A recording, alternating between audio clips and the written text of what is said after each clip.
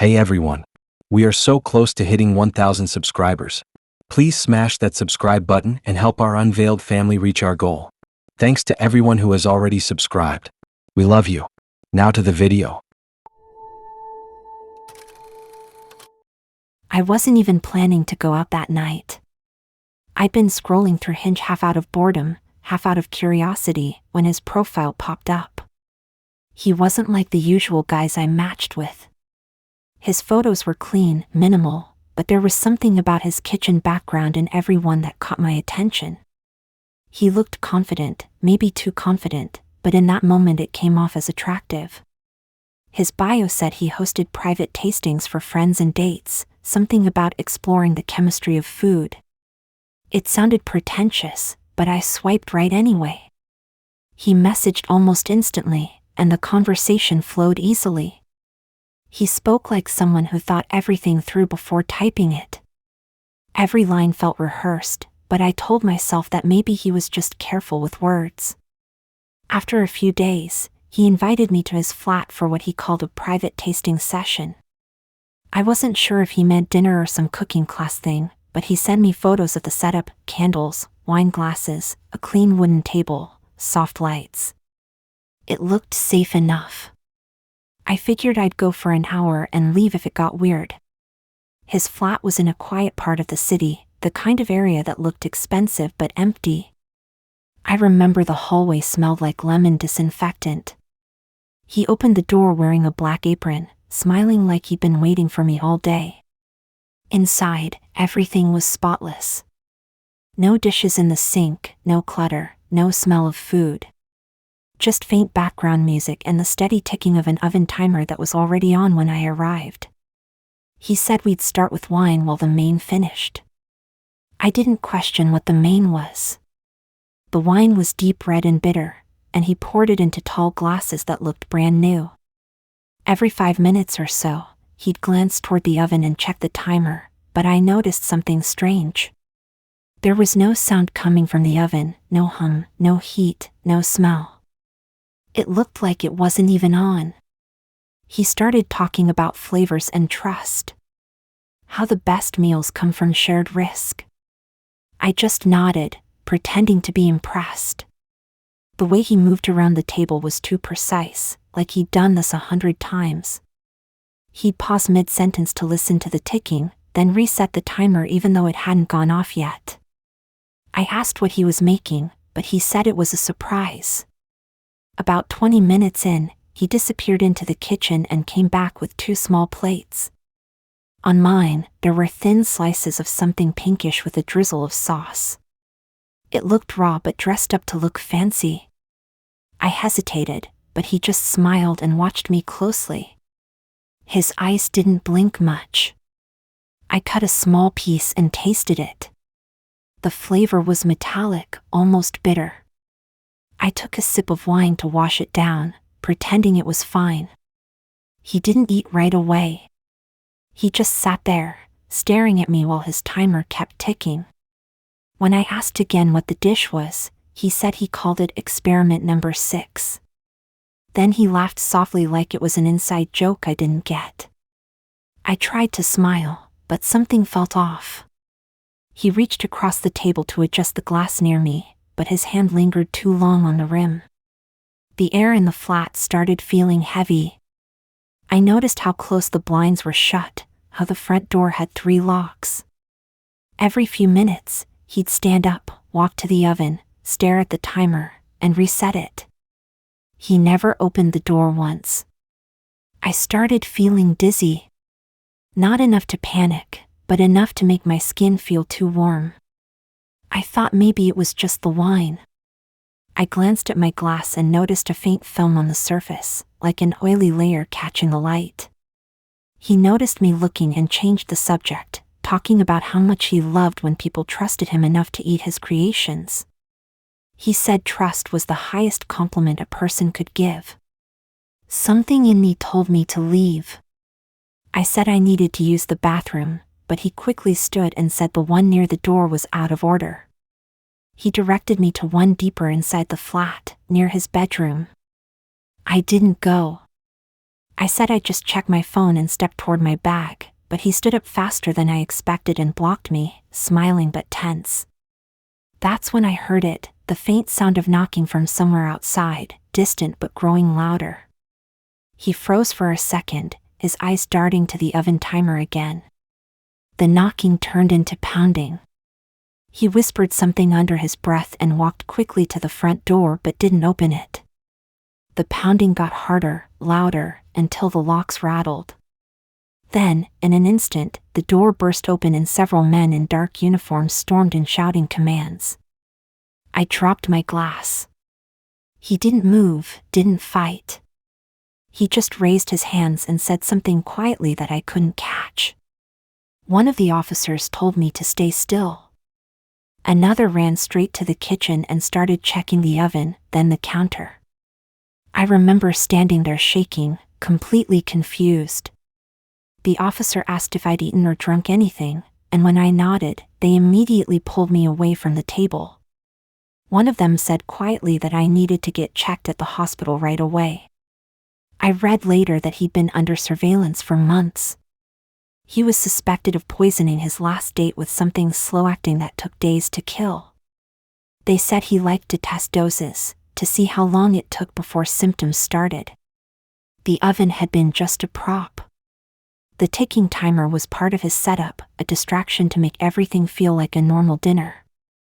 I didn't feel sick after that night, but I couldn't stop thinking about how close I came. How easily I sat there, sipping that bitter wine while he watched every reaction on my face.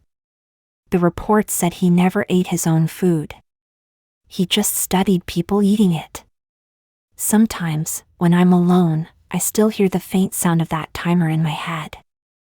That steady tick that never led to anything cooking. Just counting down to something else entirely.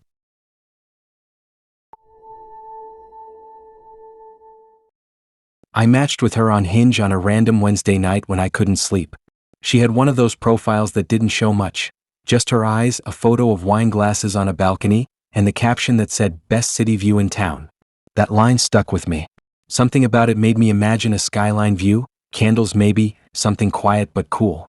Her messages were short, like she didn't try too hard. She said she liked simple nights and had her own flat near the river. I didn't think much about it. I'd been on so many boring dates that the idea of meeting someone who seemed confident enough to invite me over sounded kind of nice. We set a day for Saturday night. She said she'd cook and I could bring dessert. I showed up with a small cake from a cafe and a bottle of wine, trying not to look too nervous. Her building looked expensive. It was one of those glass high-rises with a lobby that smelled like perfume and fresh paint. She buzzed me in and told me to come up to the 10th floor. When the elevator opened, she was standing at the end of the hall with her door already open. The first thing I noticed when I stepped in wasn't the view, it was the mirrors. They were everywhere. Every wall reflected light back at me. The place was spotless and weirdly bright, like walking into a furniture showroom. She laughed when I looked around and said it made the space look bigger. I didn't question it. I just said it looked modern. The living room had a big window showing the skyline, and yeah, it was beautiful, but something about the way everything around it reflected made it hard to tell what was real and what was a reflection. The mirrors caught the city lights, the candles, our movements. Every time I turned my head, I saw us from a different angle. It felt like the walls were watching. She poured the wine and said she'd made pasta. It smelled good but too clean, like it came from a restaurant instead of a kitchen. We sat on the couch while the lights dimmed automatically. I joked that her flat felt like a smart home demo, and she smiled but didn't say anything. She just looked at me through one of the mirrors while sipping her drink. The glass caught her reflection so perfectly that I couldn't tell if she was looking at me or the reflection. After a while, I started to notice small things. One mirror near the kitchen had a faint flicker behind it, like a light turning on and off slowly. Another one by the hallway had a small dot in the corner, like the lens of a camera. I tried not to stare, thinking I was just being paranoid. But then she kept asking me to sit in certain spots, like on the edge of the couch or near the coffee table facing a particular wall. She said it was better lighting. She excused herself to grab something from her bedroom. I used that moment to look around properly. The mirrors didn't all look the same up close. Some had thin metal frames, others were glued to the wall like panels. One near the hallway had a faint buzzing sound coming from behind it. I leaned closer and I swear I heard something mechanical like a low hum. I reached out and tapped the surface. It didn't sound like glass. more like thick plastic. I took a step back, trying not to overreact. But then I noticed how perfectly angled everything was. The dining chairs were lined up facing that same wall. The couch was slightly turned toward it. Even the lights were positioned to bounce off it. That one mirror was the centerpiece. She came back and asked if I was all right. I said yeah, just admiring the design. She smiled again, but it didn't reach her eyes. She sat down across from me, not next to me this time, and asked me to tell her about my job. She didn't look at me when I spoke. She looked slightly to my left, where my reflection was in the panel. That's when I noticed a faint glow behind the mirror again. I don't know why, but my brain just clicked. I remembered seeing something like that before in a video about two-way mirrors. I picked up my phone and shone my flashlight at it. For a split second, the surface looked transparent. I saw movement behind it, like someone stepping back quickly. My stomach dropped. I turned toward her and she froze, her smile gone. I didn't even say anything. I just stood up. She started saying something, but I didn't listen. I moved closer to the mirror, pressed my palm against it, and could feel a tiny vibration. I looked at her again and she just stared at me with this blank expression, like she'd been caught doing something routine. Before I could even think of what to do next, the front door exploded open. Officers in black uniforms rushed in shouting commands. One grabbed me and pulled me away from the wall while another pinned her down on the floor. It all happened so fast I barely processed any of it. They tore one of the mirrors off the wall, and behind it was a dark room filled with monitors, cables, and a man sitting at a desk trying to shut something down on his computer. I stood there shaking, staring at the mess behind the panels. There were screens showing feeds from different apartments, hotel rooms, and even bathrooms. Some were clearly from hidden cameras. The one in her living room showed every angle of where I'd been sitting just moments ago. The officer asked me how I got there, and I told them she'd invited me for dinner. They said she was part of a blackmail group that recorded people through hidden cameras, then used the footage for money or silence. Her flat was one of several sets they used to film without anyone realizing it. The mirrors were all two-way panels, and the glass window showing the city view was fake. It was a projection screen covering more equipment. They took her away in handcuffs while I sat outside the flat, watching paramedics take out all the tech. I couldn't even look back inside. Later that night, I got a call from the police saying I'd been lucky. They said most people didn't realize until weeks later, when the footage started showing up online. They said the setup was so advanced that even the building staff didn't know it existed. Sometimes I think about that line from her profile, "Best city view in town." Maybe that's what she meant. Not the skyline, but the view they had of everyone else. I met him on Hinge the same week I deleted the app for good. He was the kind of guy who looked normal enough: jeans, hoodie, scruffy beard, small dog in one of the photos. His messages were basic but polite, nothing creepy, just the usual small talk about work, movies, and how dating apps were exhausting. He said he lived a few minutes outside the city and liked quiet nights more than clubs. That sounded perfect to me. We messaged for about a week before meeting.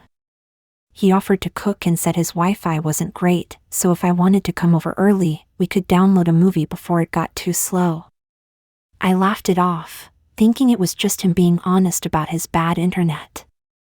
I didn't expect anything weird. The day I went, it was raining hard. The kind of rain that makes everything look dull. His house was small, kind of old, with one flickering porch light. When he opened the door, his dog barked and then ran straight upstairs. He seemed shy, kept apologizing for the mess, though it didn't look messy at all. It just felt empty. Like no one really lived there, even though there were clean plates on the table and a candle burning. He said the Wi-Fi was acting up again and that the signal was stronger downstairs. I didn't think much of it. Most houses have dead zones. I followed him down a narrow staircase into what looked like a finished basement. It was cold, but he had a couch, TV, and a small fridge down there. He said that's where he usually worked. The first few minutes were fine. He showed me some random video on his phone and poured drinks. But my phone kept disconnecting from his network. When I told him, he said I could try connecting to the router directly. It was in the lower part. I remember him saying it like it was nothing. He stood up, picked up his keys, and said we'd have to go just one level down. I followed him to a small metal door tucked behind a curtain near the laundry area. It looked like a storage room. He unlatched the top lock, pushed it open, and motioned for me to go first. Something about it instantly felt wrong. The air smelled like metal, damp and sour. I hesitated, but he laughed and said the signal was better in there. That laugh didn't match his face. I stepped inside, holding my phone as a flashlight. The space was small, just concrete walls, one low ceiling light, and a table with wires on it. No router in sight. I turned to say something, and that's when I noticed the locks. There were heavy padlocks on the outside of the door, not inside. I froze. He was standing in the doorway, just watching me. He said something about how I shouldn't be scared, but his tone wasn't calm anymore.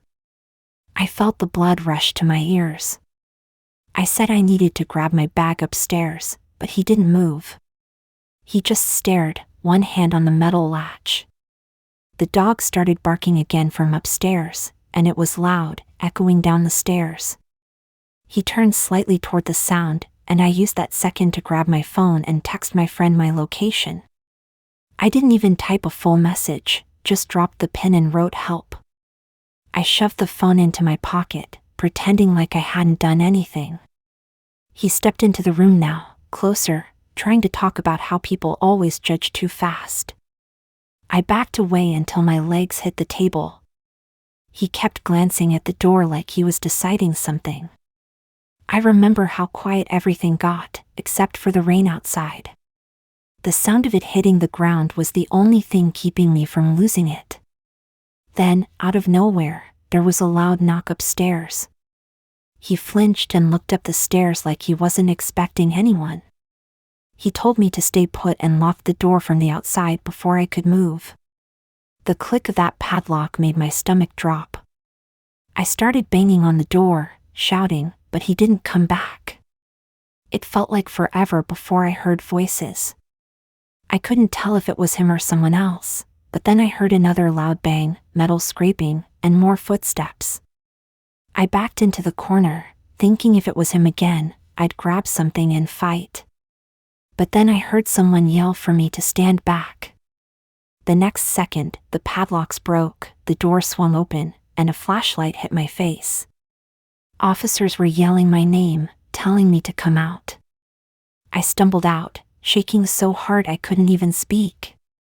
They led me upstairs, and the house suddenly looked different, crowded with people in uniforms, radios going off, and flashlights scanning every corner. He was on the ground in handcuffs near the kitchen. The dog was barking nonstop, and there was this horrible silence between the noise. One officer told me my text went through just in time. They said my friend had called the police immediately and they traced the location within minutes. Apparently, they'd already been monitoring him for a missing person case from the same area. The basement I was in had 2 other locked rooms that were empty except for old furniture and some personal belongings they later found out didn't belong to him. They took me to the station for statements, but I barely read anything they gave me. I just sat there holding the blanket they'd wrapped me in. I asked what would have happened if I hadn't texted, and one officer just said, "You don't want to know." I found out later that his Wi-Fi excuse wasn't random.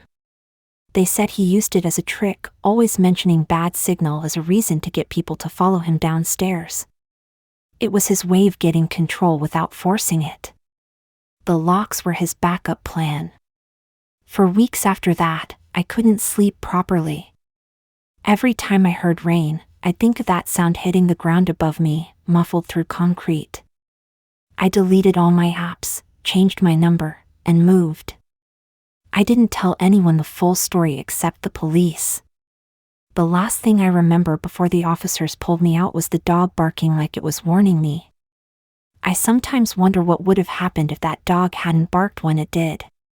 Maybe that's what saved me.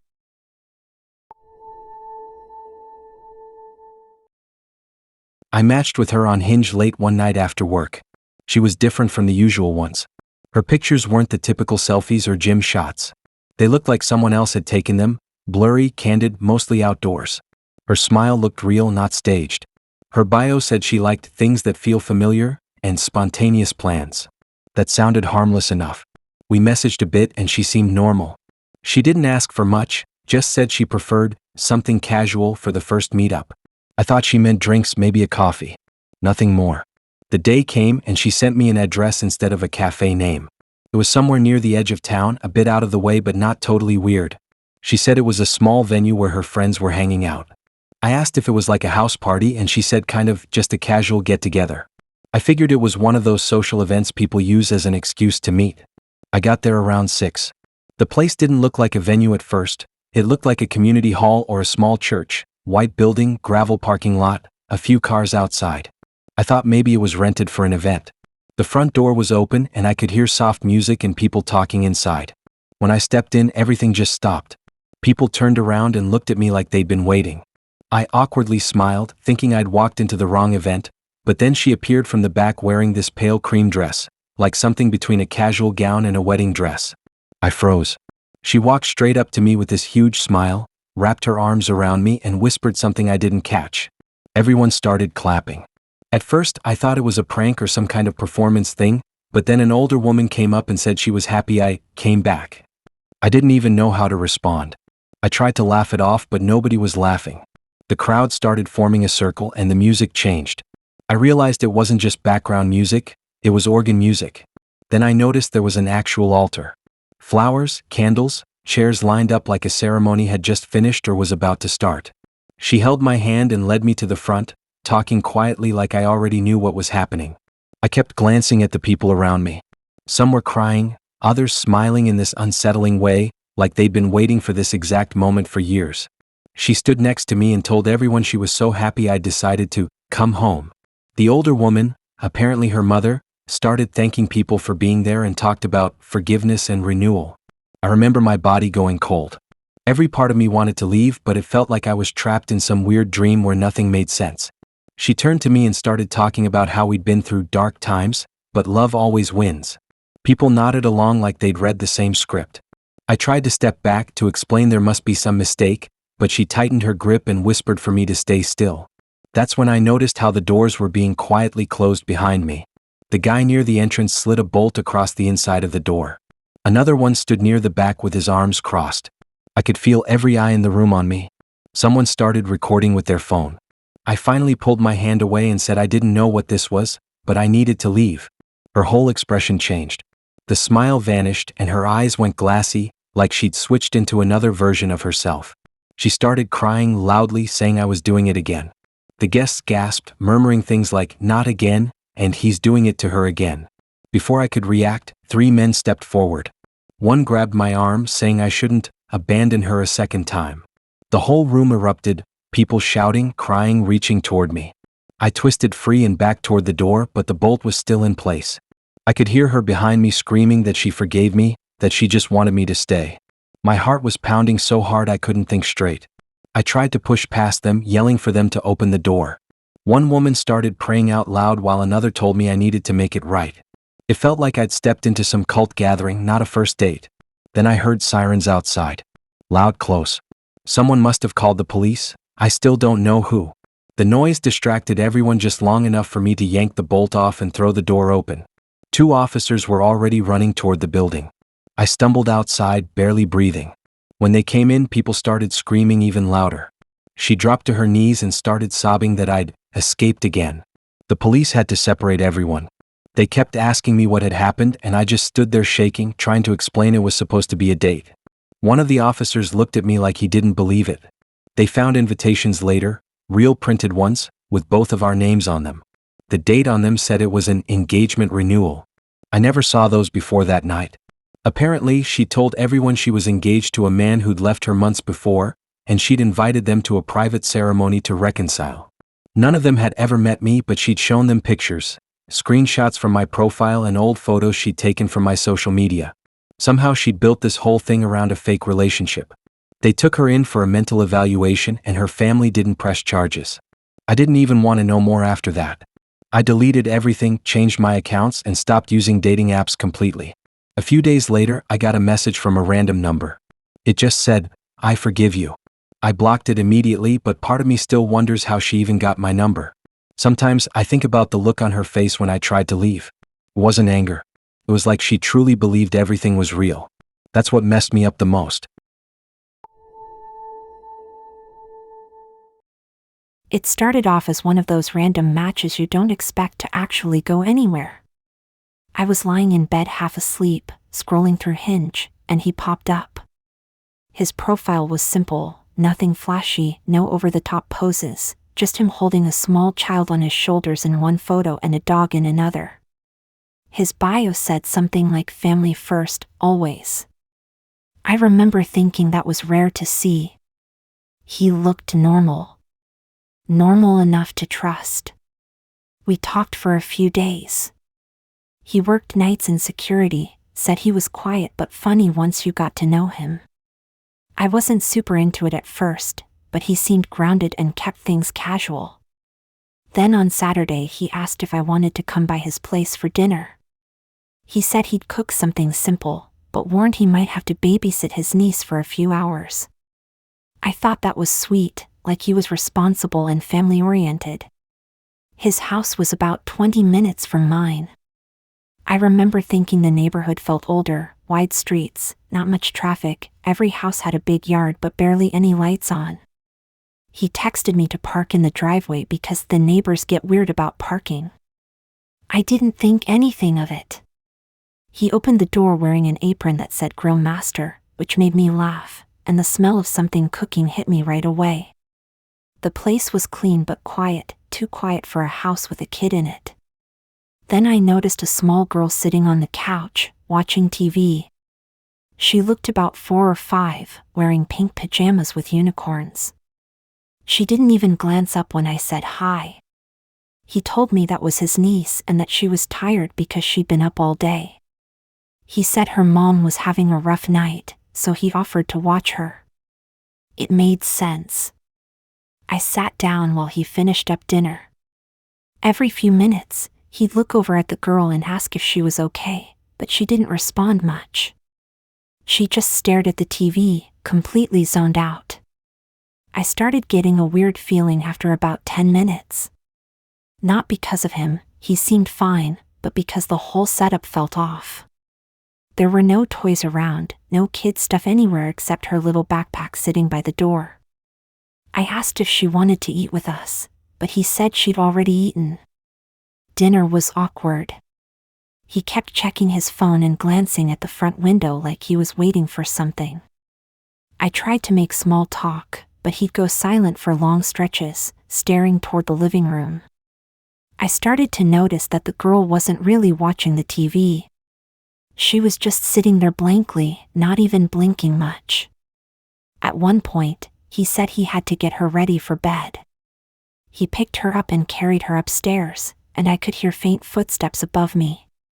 I was scrolling through my phone, debating whether I should just leave when I noticed something on the news headline notification, a missing child alert from 2 towns over.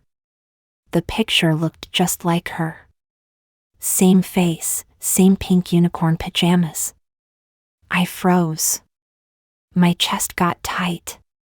I clicked the article to make sure, but before I could finish reading, I heard him coming back down the stairs. I locked my phone and tried to act normal, but I could feel my pulse in my ears. He sat back down like nothing was wrong and started talking about movies again, like we hadn't just gone through 10 minutes of silence. The tension in the air was horrible. I couldn't think straight. My eyes kept darting to the stairs, and I noticed her little shoes still by the couch. It didn't make sense. Why would a parent drop off a kid that late? Why wasn't she talking? I told him I should head out soon because I had work in the morning. His expression changed instantly. He looked at the clock, then back at me, and said I should stay a bit longer because it was getting late.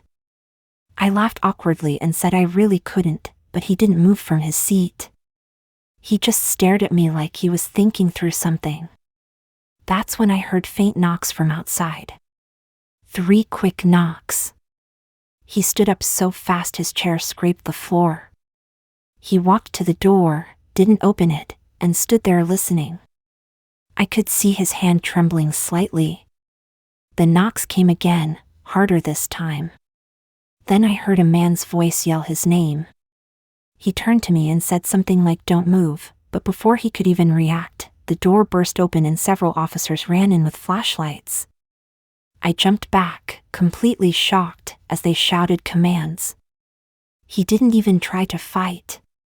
They pinned him to the ground right there in the kitchen. One of the officers came up to me and asked if I was okay, and I couldn't even get words out.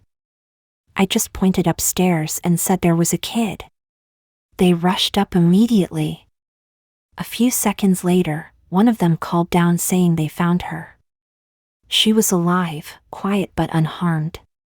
The officer told me later that the little girl had been missing for almost 36 hours. Her parents had last seen her playing in their front yard 2 towns away.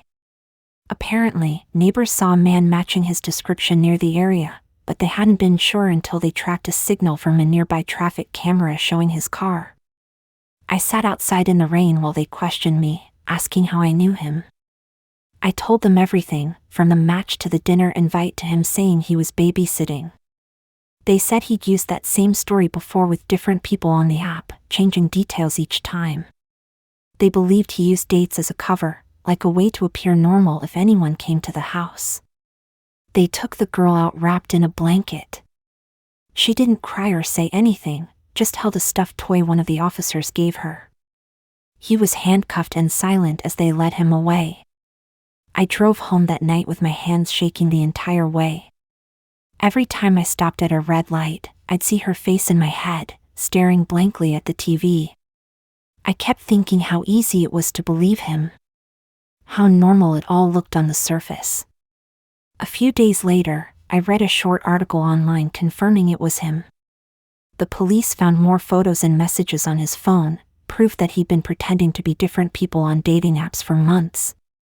They never said exactly why he took her, just that it wasn't random.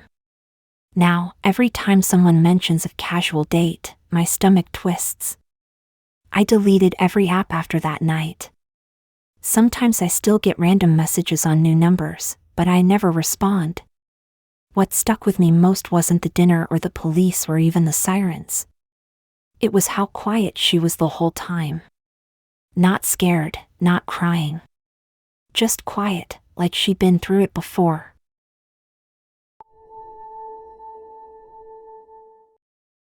I met her on Hinge during a slow week when I was honestly just bored. Her profile stood out right away, not because she was overly pretty or tried too hard, but because it looked like something out of a magazine. Every photo was clean and professional, and in her bio she wrote that she worked in property photography, showing houses, hotels, and rentals for clients. Sounded legit. I worked in media myself, so we got talking about lighting, editing, and cameras. She knew the technical stuff too, which made it easy to believe she actually did it for work. After a few days of chatting, she mentioned she had a last-minute project. Something small, she said, just helping shoot an old motel out on the edge of town that had been recently bought and needed photos for the listing. She said it'd be empty, and she could use a hand moving furniture and holding reflectors. She even offered to pay me gas money and food. I figured why not? It sounded harmless. She picked me up in a white SUV the next day.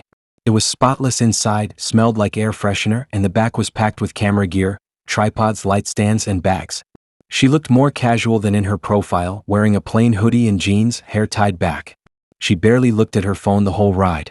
Everything about her felt calm and confident, like someone who did this all the time. The motel was about 30 minutes outside the city, near a long empty highway surrounded by fields. It looked abandoned from the outside.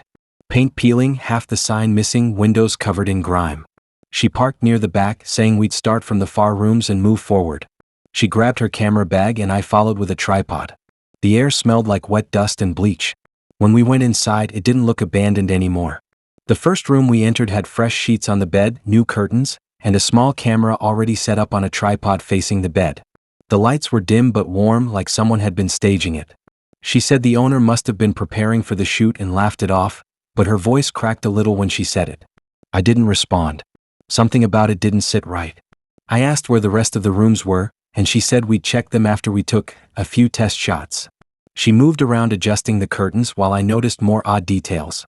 The sheets looked too new, like they'd just come out of the package.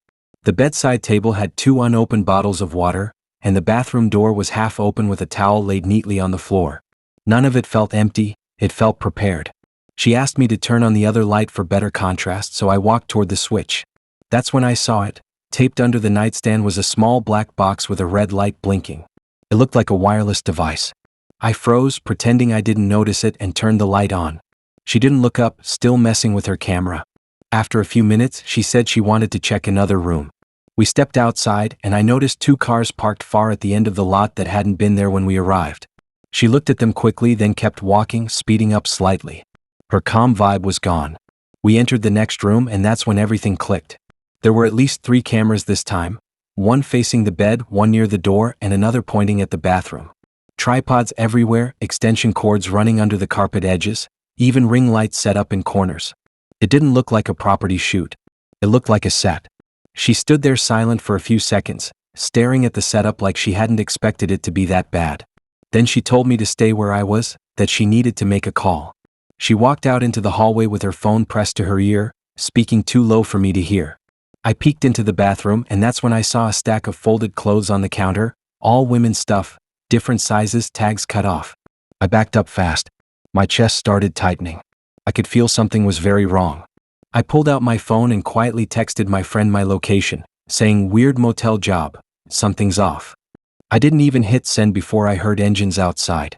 Multiple cars, slamming doors, heavy footsteps. Then shouting. Loud voices coming from outside the building, yelling commands. I ducked behind the door as the hallway filled with noise. She yelled my name once, then went completely quiet. A second later, the front door burst open. Armed officers stormed in, ordering me to freeze. I dropped my phone and raised my hands instantly. They cuffed me, dragged me outside, and before I could say anything, I saw at least 10 other officers moving through the motel. They were breaking into rooms, kicking open doors, bringing out men in handcuffs.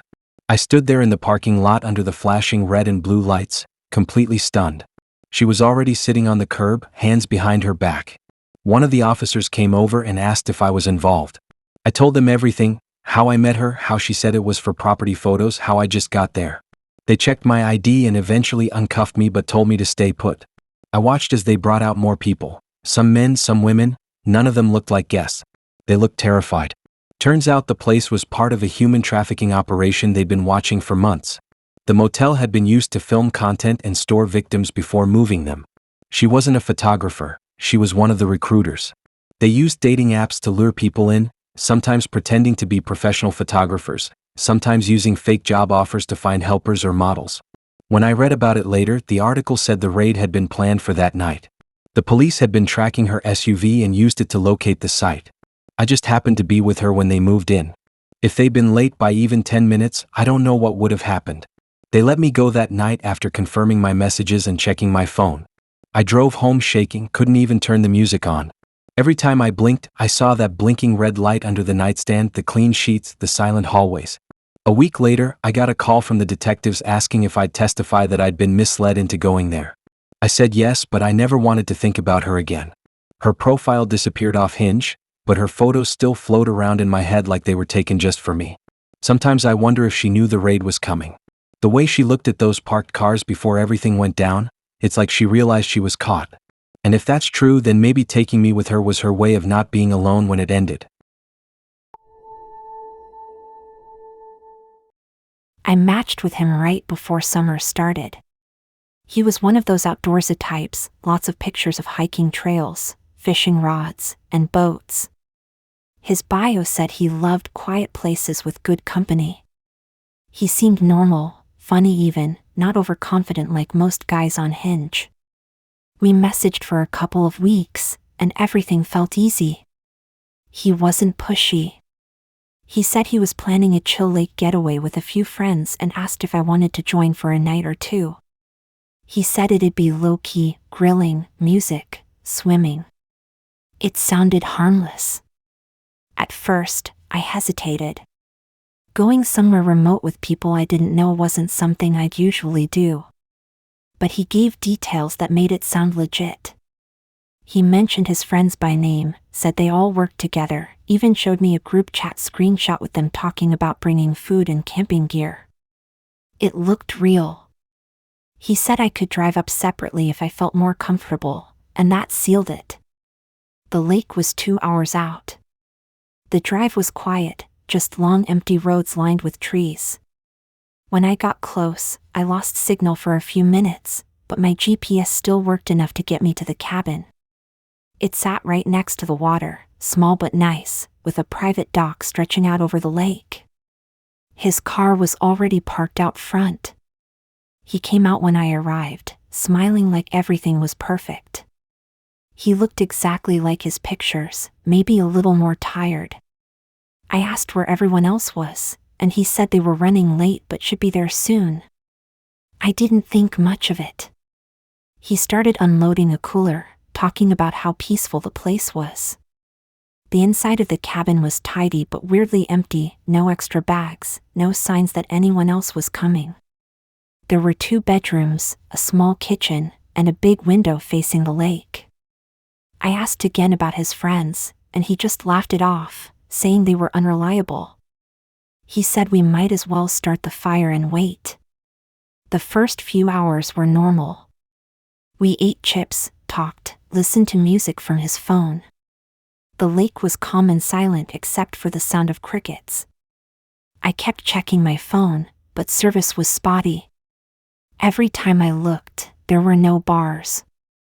I told him I might drive out to get signal soon just to let my friends know I got there safely. He said the area was like a dead zone, but there was Wi-Fi in the cabin, only the router light wasn't on. The sun started setting, and the air got cooler. I offered to help clean up, but he said to relax and that he'd handle it. He took the trash outside and was gone for longer than he should have been. I walked to the window, expecting to see him by the fire pit, but he wasn't there. I saw movement near the dock instead, something small and dark on the wood. I went outside to look. The closer I got, the quieter everything felt. The air felt heavy. The dock was slick with water, and the boards creaked under my feet. That's when I noticed it, the stains. Dark red smears across the edge of the wood, leading toward the water. Not old stains either. Fresh. I crouched down to look closer, and there were clear drag marks, thin streaks that disappeared off the edge of the dock. My first thought was that maybe he'd been cleaning fish earlier or spilled something, but it didn't look like that.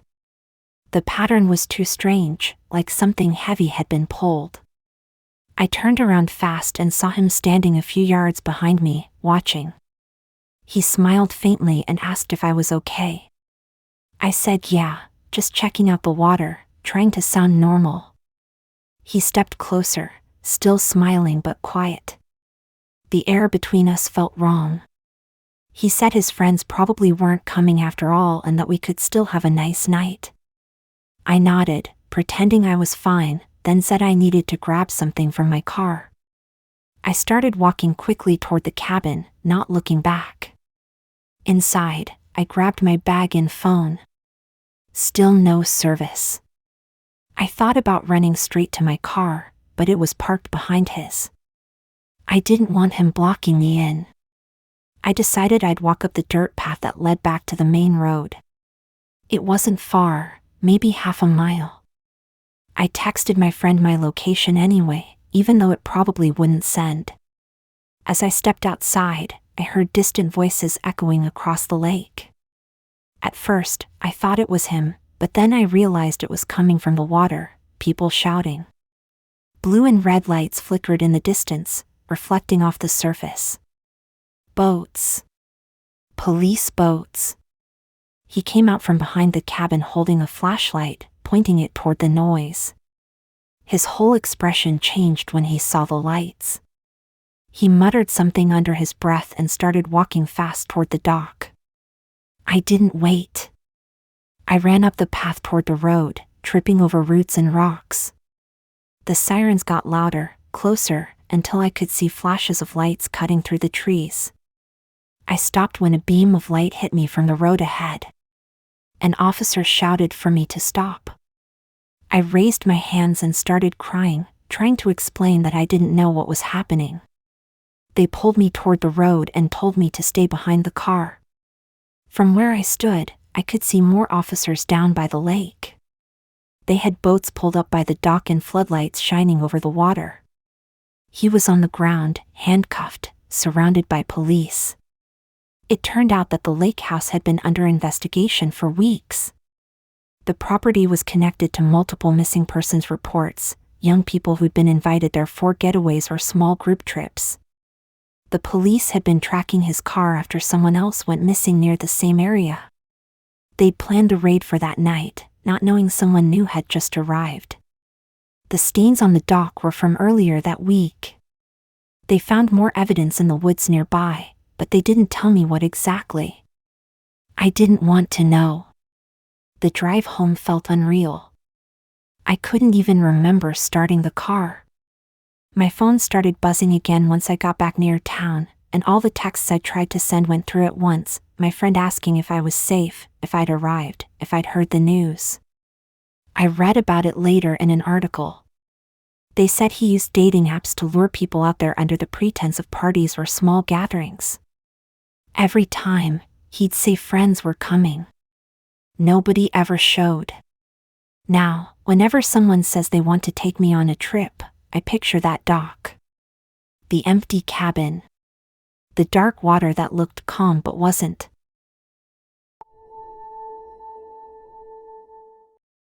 I met her on Hinge at the end of summer when I'd basically given up on meeting anyone normal. Her profile looked legit. Simple pictures, nothing flashy.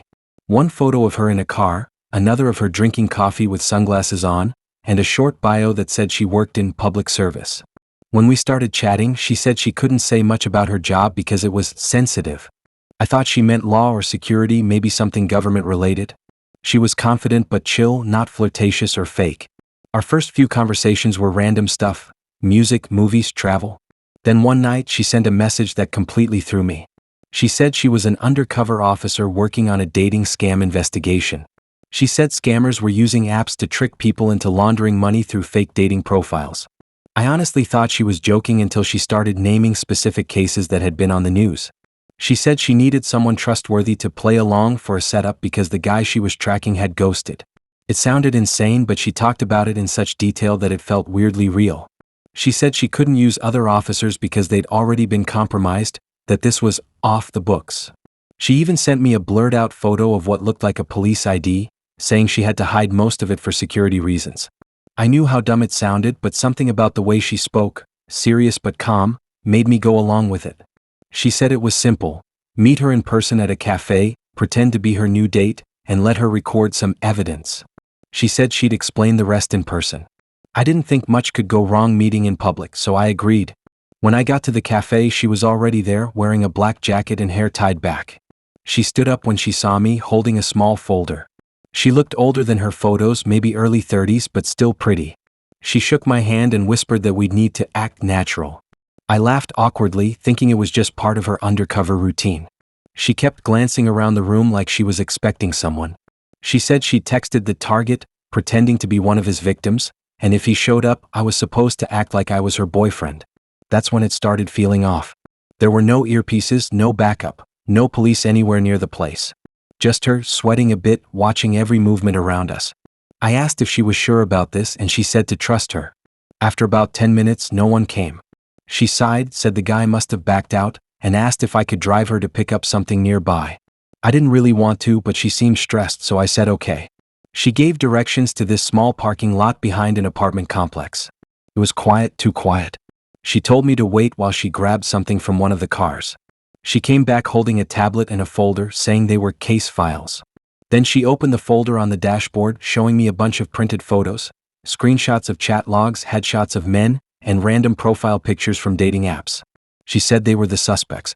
One of the faces looked familiar. It was mine. I froze. I asked why my photo was there.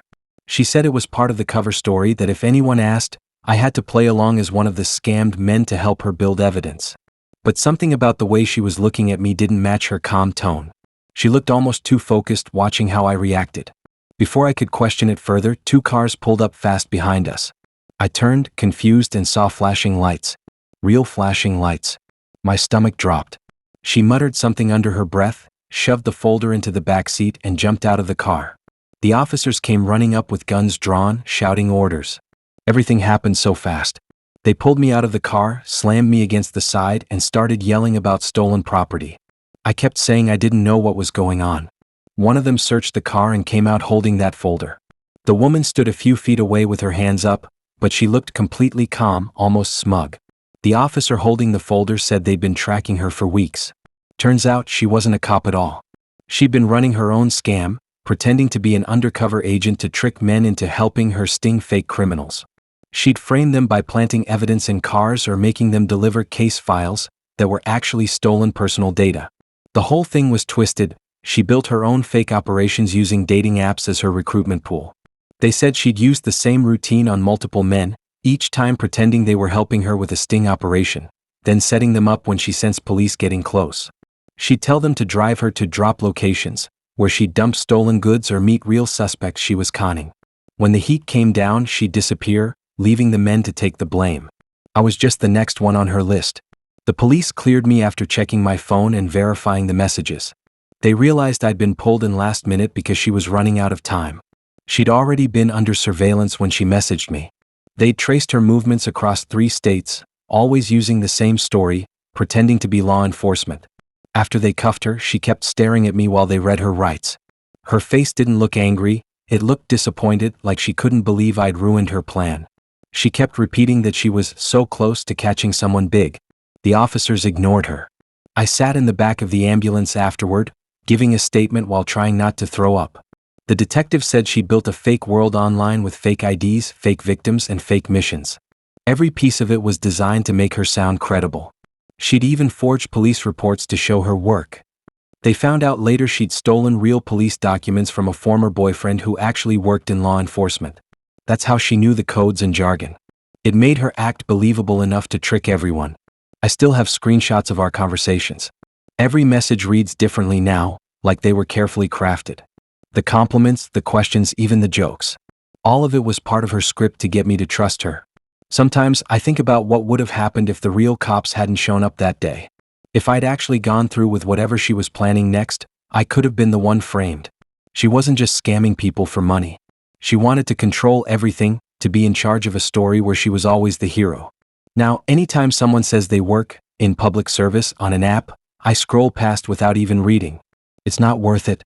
I still remember her face that night, the calmness when it all fell apart. Like she knew it was going to happen eventually and she didn't care. She just looked straight at me and smiled.